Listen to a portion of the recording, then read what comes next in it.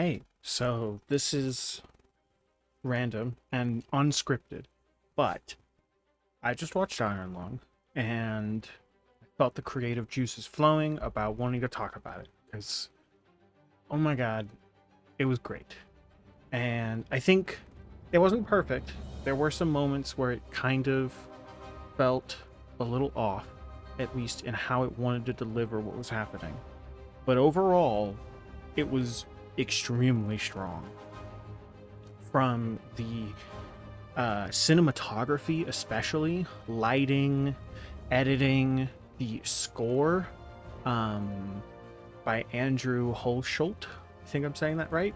Um, like all of it was really, really good, and it all became something that like came together in a really strong way.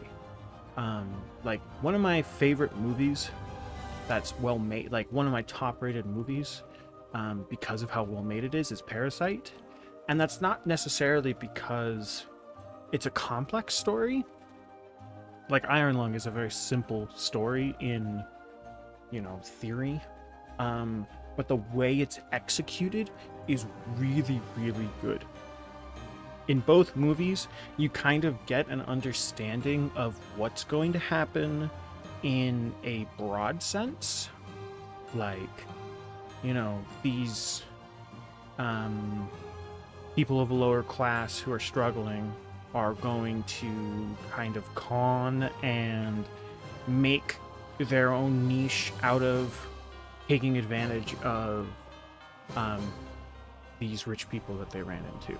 And so, like, obviously, chaos ensues and there's a divergence, but the idea makes sense in a simplistic way where you understand all the moving parts and everything that's happening. And the thing that like gets you hooked is both the educate the execution and the um character development and conflict. So with Iron Lung, I mean, it's a very simple story. This guy is sent into this submarine to go and explore and find some stuff in an ocean of blood. Just like the game, there's not much confusion as to what we need to do and what is going on in the very rudimentary sense of what the protagonist wants and, what else is happening. The environment, the way that it interacts with the characters, and the source of conflict are what really strive to make Iron Lung as unique as it is. I mean, from what little bits you get in the game, from looking at the lore, or just the prompt that you read at the beginning about how everyone has disappeared and the last few dying stars left are you know kind of dissipating. It's very bleak, and it just paints such a beautiful abstract picture of what is happening, like why why do we have a thing called the quiet rapture? Why suddenly did all these people go away? There's so many beautiful questions that arise from such an effective way at both conveying the lack of information and especially from like the uh, people in the world's point of view, you know, the tiny bits of information that they do have, like whatever the ship that was missing is about, the SH8 or whatever. I might have gotten the letters wrong, but or the fact that there have been multiple dives, or the fact that there's some creepy monster trying to get you, and we'll get into that in a little bit. But the lack of information makes what we get even more impactful, and that great segue, is a way into talking about the lighting, cinematography, editing, sound design, and just the atmosphere of the movie, because everything was so expertly crafted to give you both a perfect picture of what was happening and a sense of this, the surrounding area of the inside of the ship, and while also contracting and restricting your vision, what you could hear, what you could see, what you could almost like feel when it came to like the temperature or like the water slash blood dripping off different pieces of equipment or modules. There was a constant sense of, let's give you this one bit of information and then take away this other sense. So it was really, really enrapturing to feel that drip feed of information, and the idea that we're kind of, it puts us in the position of the protagonist, which I think Mark captured a lot of that, and you can kind of see the fact that he is a video gamer, and he understands horror, and he understands like specifically video game horror, in the sense that the biggest thing, and he talks about this kind of all the time, is like both being in the seat of the player, like being the front camera, puts you in way more of an immersed feeling when you're playing a horror game. But also something he talked about when he talks about SCP-087-B, which this whole movie has SCP vibes. The thing that, like, you can't go back and you don't want to go forward, and you're terrified of going forward because it's scary, and in the case of SCP-087-B, you're walking down the staircase, continuously just getting deeper and more scary. You have to keep going, and you have to kind of keep watching the movie. I don't think I could watch this movie in, different settings or like taking a break. Like, I had to go to the bathroom during the movie. I did not go up because I felt like if I missed, like, it would break the suspense. It would give me too much time to breathe, and I feel like that is a sign of how well paced the movie is. There's a distinct act flow where you can kind of tell when it goes from act 1 to 2 to 3. Particularly, like, there's the start when he gets submerged, and then I think act 1 ends around where they get the specimen with the bone. Spoilers, sorry, I should have said that at the start. I'll do a little editing thing as you're watching whatever I decide to put in this. I think it's probably just going to be Iron Lung B-roll of my own playthrough. But there's like the act 1 ends and you get a fuller picture, and I think it's clearer, especially with the cinematography or the cleanliness, I guess is a way to say it, of the presentation of everything. There's a sense that in the first act, while we're trying to understand what's happening, and even the act of moving the ship around is like, has weight, and like there's trepidation to like taking photos or seeing what's around the ship, like understanding what's happening. That ends with like when he gets detached from the line that he gets pulled up by from the other group, wherever they are. And which, how do they, I'm realizing this is a sidetrack, but like something that I would have liked maybe explained more, though it wasn't necessary, obviously. I think the world building and the question, like the great world building and the questions that arise is like, what kind of base do they have on this blood moon? Like, there's a whole facility there that they're running, that they have a medical ward in and other stuff, and it's like it's I don't know, it's interesting.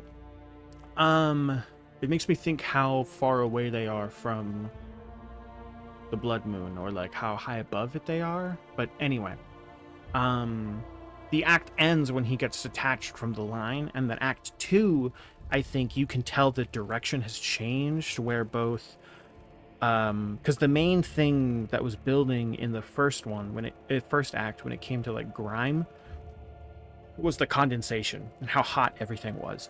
And then, you know, the first signs of blood when Mark is hurt. Mark, I keep saying Mark. His name's Simon, but I'm just going to call him Mark.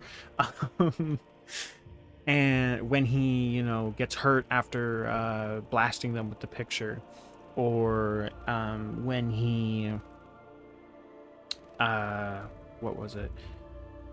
He gets hurt at some other point. I can't remember. That being, like, that's the only first signs of blood. The rest of it is, like, the condensation and the building of tension, both literally, metaphorically, and metaphorically. And it kind of rises with, like, you start to see, the more he takes off, like, the clothing from how hot it gets, the more it, like, compounds that he, like, you get to see the toll it has on him, because nothing is explained about, like, the wounds he has on him or the, like, torn up clothing.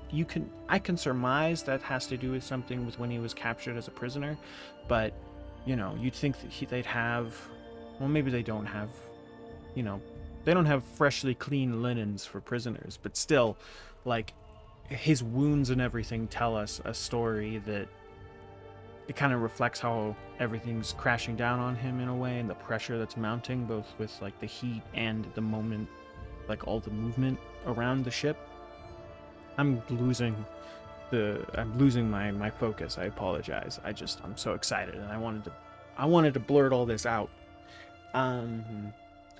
And so that's act 1, and then act 2, you can tell the editing is quicker, and the lighting and, like, direction almost is more taut. It's harder, and there's a sense that, I mean, when he's on his own, because he's disconnected from the radio, and he's disconnected from the line,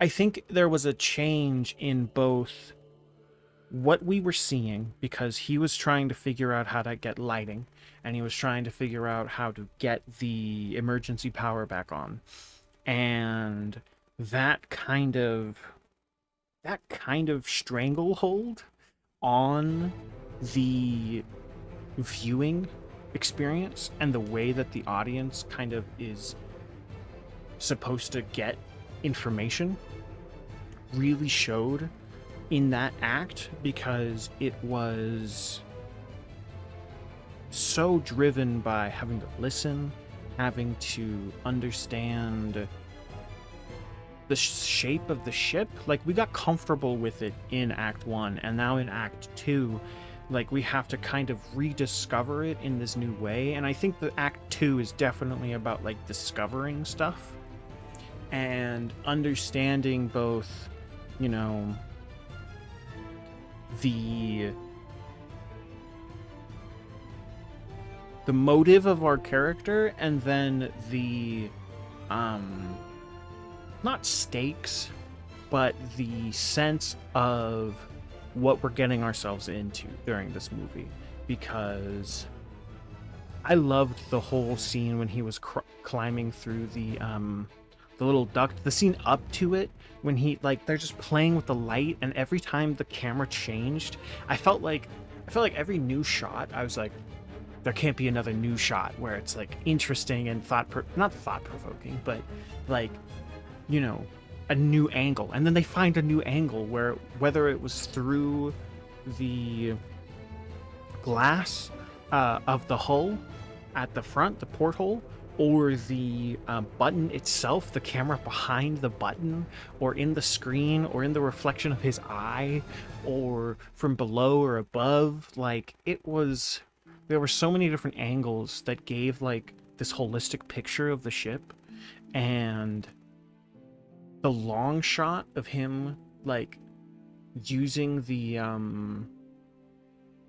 flashlight of the life preserver to like view the corridor, almost the crawl space, was a really good execution in my opinion. Because, and I know I'm fanboying almost about this, I'm oogling, but it was exciting to see, because it not only was like a victory in the sense that the character could finally control what they were seeing when they wanted to see it instead of relying on the button, but the audience got the sense that they also were part of it. And this is a continuation, I think, of what I was talking about, that like the direction really understood how to put the audience in the place of the protagonist, and knew how to kind of fuck with you when it came to the environment and things making it difficult, whether it's like, you know,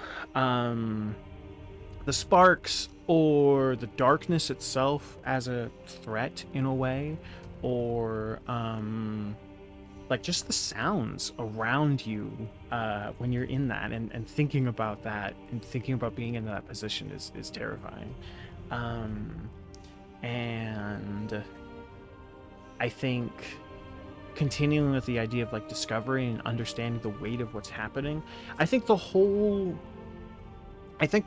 dialogue between him and the monster, which I guess we can get into, is probably the second half of the second act, and then the third act is after that, once he reconnects with Ava, or whatever her name was.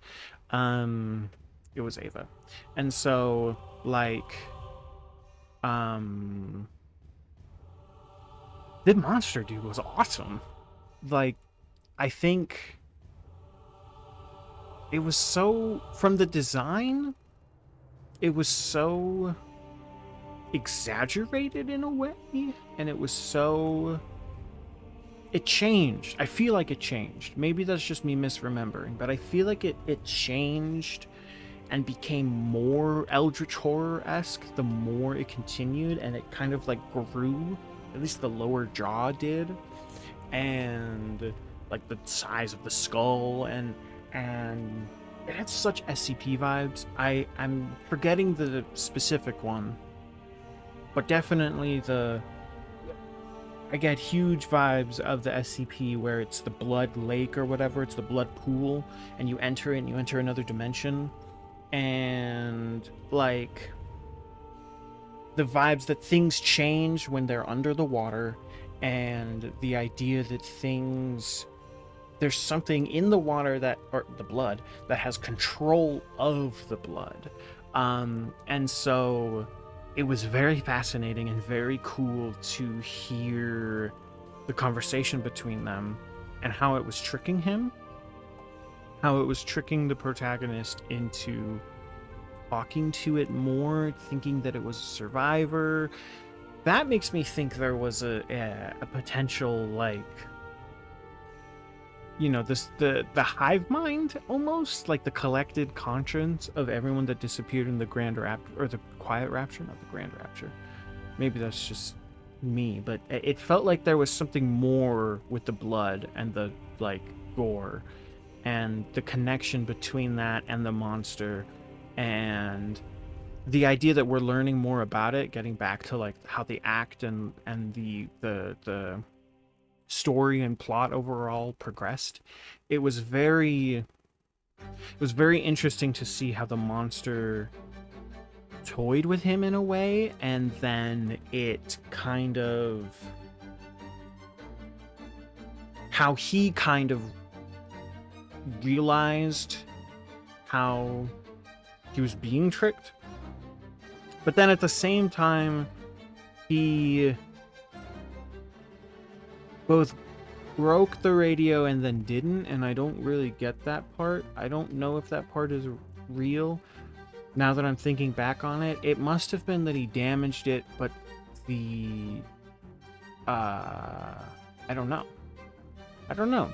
And that was part of the confusing part was the lack of clarity as to what was real and what wasn't. And I know that that's part of it, but I think it was kind of difficult to understand. Maybe it wasn't what was, real and what wasn't, but what we could distinguish as an audience rather than the confusion of the character. And maybe that difference was supposed to be closer. Obviously I think the intention is that it's supposed to be closer. Like the position is supposed to be as confusing for the character as it is for the audience. But maybe I would have liked, I don't understand how he both broke the radio and didn't. Unless there's like some hallucinogenic shenanigans, especially with like the monsters that show up. I almost think they're real. I almost think they're real. I don't think they're hallucinations, and I think that was real. That's just my personal opinion. Maybe they were just hallucinations and maybe he's just crazy, but how does that explain him kind of snapping out of it and realizing he broke the thing and then ignoring the monster and then talking to Ava and then realizing it wasn't broken? I don't know. The point being of this very long ramble about this movie in general is that I feel like it was very well put together, and then it had a couple faults where it felt like it wasn't fully explained or it wasn't fully conveyed to the audience, and the portrayal of information given to the audience versus to the character sort of split. And I think the worst scene, if you could call it that, is in Act 3, when he reestablishes communication with Ava. He needs to access the black box of the SH8, SM8, S something 8, and I think it was SH8. But anyway, there was he needs to get the black box and needs to get out. And I think the more I'm thinking about it, there was the shock of seeing the pictures reveal the monster and seeing it and this is probably in Act 2, seeing it move away and move throughout the image was very cool and very exciting. But I think the shock wearing off now, not knowing fully what Simon could do between to fight the monster was kind of confusing. I think the biggest example was there was this scene where he gets the black box, he pulls it out, he goes out from under the corridor or the crawl space. There's blood rising everywhere, and then I think the monster bites into the ship or something, and he grabs the fire extinguisher and he starts beating something, and I couldn't tell at first because the camera, I'm gonna be honest, was really shaky and the cuts were kind of all over the place in a way, and it didn't feel like it was giving me the same picture as the cuts and quick editing might have given me in the first and second act, because I could tell he was hitting something, and I thought he was just hitting the sub at first, or a loose pipe. But then I realized that there were bones coming out, or I don't know if the monster bit into the sub, or if it was just bones protruding out of something. But he breaks a bone off, or I think he does. That wasn't really clear. And then he gets freaking sucked into the pipe walls and levitates up almost, and is hanging off the ceiling almost of the sub. And that was cool. That's why I think the monsters are probably real, but I don't quite understand how the monsters and the tendrils that grabbed him relate to each other. And I mean, he freaking I think um I like that the protagonist is able to defy the monster. And I think it was cool how he rips one hand away and then frickin' rips his whole arm off.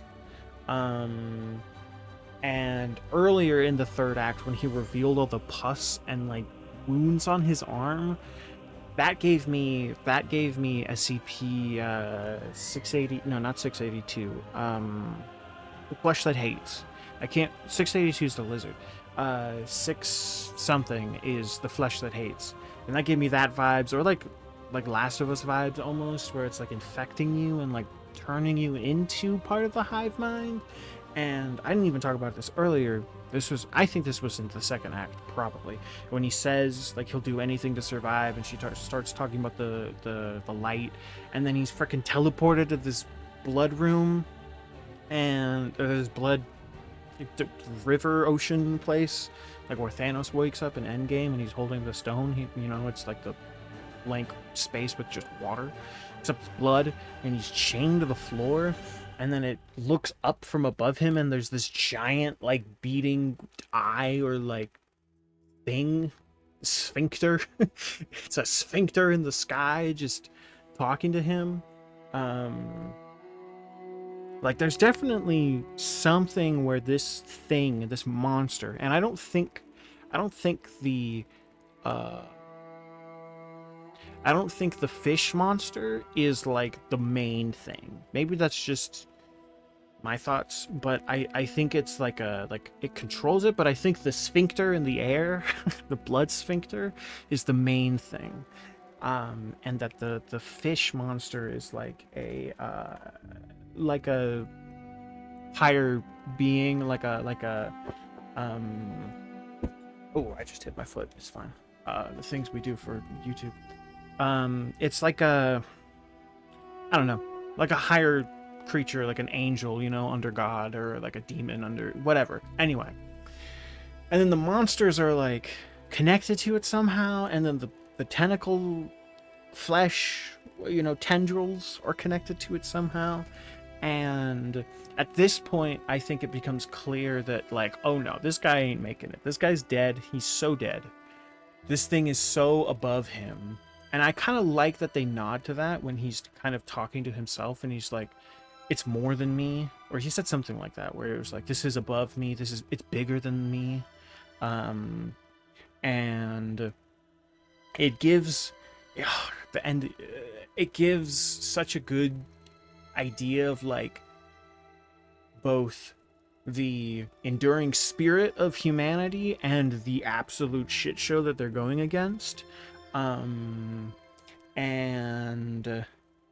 it's almost more hopeful than something like Warhammer 40,000, where everything's kind of just shitty and supposed to suck, where there's kind of that like almost action hero Rambo, like, yeah, fuck yeah, we're gonna do it, we're gonna beat the bad guy, and we're gonna be bloody and beaten while doing it, kind of feel almost. And that being said, my point about the cuts and everything in the third act added to the confusion, but I don't think in a way that was helpful. And I think like his growing mutations, like he had a growth on his head and his body and like his stub now because he ripped his arm off, like that was cool. It just didn't seem to slow him down, and so I don't know why it was happening, because if it's supposed to be something that's like affecting him and where he can't do it, like I don't know, it felt a little weird. Maybe that's just me. But he ends the third act almost with ramming into the monster and then opening the porthole, which I think was a cool nod. I think it was a cool Chekhov's gun thing where he, threw away the life preserver because he was like, well, I'm not going to need this. It was a funny joke that he was like, I don't need this. I'm in an ocean of blood. What am I going to do? But then it turns out that that's the one thing that's going to, save the black box. And then he opens the porthole and it cracks open, and we get an out shot of the, like an outside shot of the submarine, and it's being eaten, but then the monster like dissolves almost. It was confusing. The end was confusing as to what happened to the monster, and that's kind of why I think the way I would explain it would be that the blood and the monster morph together because they're kind of like the same. Because the monster form didn't stay consistent, and that's what confused me the most. Um, Maybe on a second watch I would see it more, but it was kind of confusing how it did that. And then it ends with a very good scene, in my opinion. There's no hope for our protagonist. There's no, like, teaser or anything. All that's left is just the black box floating from the top of the blood ocean. And it's like, goddamn, that's awesome. It had a great ending, and I couldn't help but clap at the end. It was fantastic. Just a little, like I said, there were some moments where it was kind of the direction. It seemed like it was going somewhere. I just couldn't tell. And maybe that's because I'm a big dumb hee-hoo brain.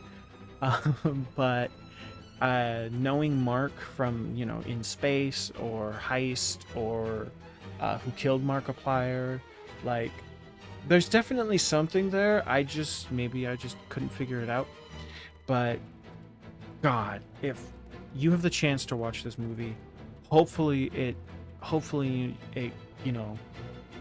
you can watch it somewhere after theaters. Hopefully, give this movie a watch. This movie was great, and I think even knowing it, like as someone who's played the game, who's looked at the lore at least somewhat extensively, who's obviously watched Mark go through the games and like been a part of Iron Lung in a way that I understand both like the meta stuff of it, like how it was made and everything, and I've listened to the creator talk about it in his own YouTube video where he explained like all the stuff, I think. Maybe I'm misremembering that. Anyway, like, even if you know everything, I think it's still a great watch just from how you can tell that this is art, and you can tell that everyone a part of it wanted to do their best and wanted to show off just how much fun they had making the movie. You can tell that this is a movie that people had fun making it. It didn't feel bland or like everything had a purpose, and you could tell that it was supposed to, and that it was because they wanted to both make that and they enjoyed making it. So anyway, I've been rambling for like 33 minutes or something. This was a great movie. This was a fantastic movie. Now I have to come up with half an hour of B-roll, but dude, this movie was great. And Mark, you madman, you're great. And thank you everyone else. I'm gonna go to bed, but have a good one, okay? Thanks.